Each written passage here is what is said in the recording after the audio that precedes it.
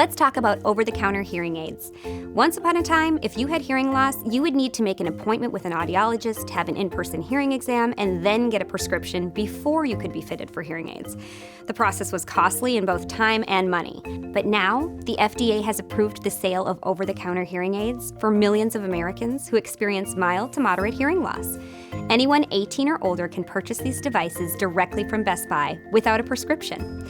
This also means more companies will be making hearing aids, and as more options become available, they'll continue to become more affordable.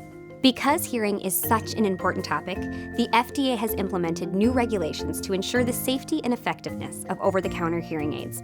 Anyone who suffers from severe hearing loss must still consult with an audiologist for a hearing aid prescription, and people younger than 18 cannot purchase over-the-counter hearing aids.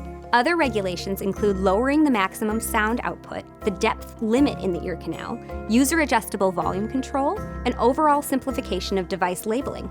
If you struggle to hear the things you care about, certain people, environments, or situations, take our online hearing assessment to learn more. We're here to help you understand your options and find a safe solution that helps you connect and communicate with others. Thanks for watching.